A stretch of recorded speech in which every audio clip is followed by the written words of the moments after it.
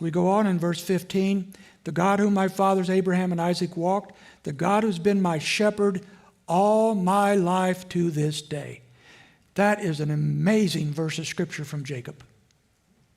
He recognizes that God is his shepherd and has been his shepherd all of his life.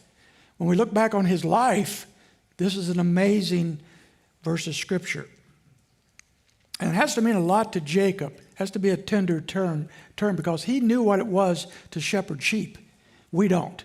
He knew what it took to take care of sheep. He knew that a shepherd's job was to guide and to feed and to protect sheep. And he knew what it would take for the good shepherd to do that for him.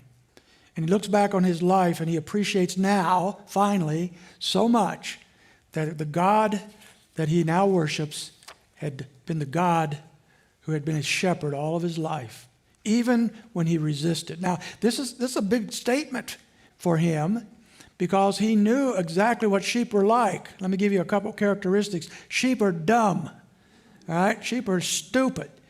Sheep, of all the domesticated animals, probably of all the animals on the planet just about, they're about the lowest IQ there is.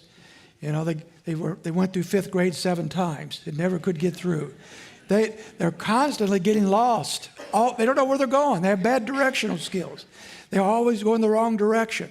Jacob identified every time he saw a hole in God's fence, he went through it and wandered around for another decade or so. This has just been his life, and yet the shepherd didn't quit. The good shepherd goes after his sheep. He chases them down. He brings them home. And Jacob sees God doing that all those years when he resisted all those stupid things he did. He was a sheep, but the shepherd was good. And sheep are also defenseless. Sheep can't fight. They can't run very well. They don't have good, tough skin. They can't take care of themselves. They're totally dependent on the shepherd.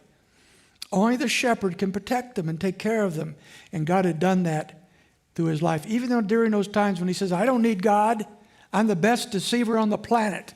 I did it my way. It's going great.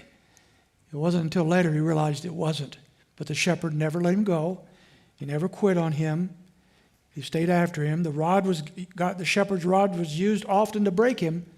But now in these last hours, the shepherd has brought him to the place where he needs to be. And I think at this point in his life, he could say with David, the Lord is my shepherd. I shall not want. Finally. Surely he grieved over his lost life, his many sins, but now the Lord is his shepherd.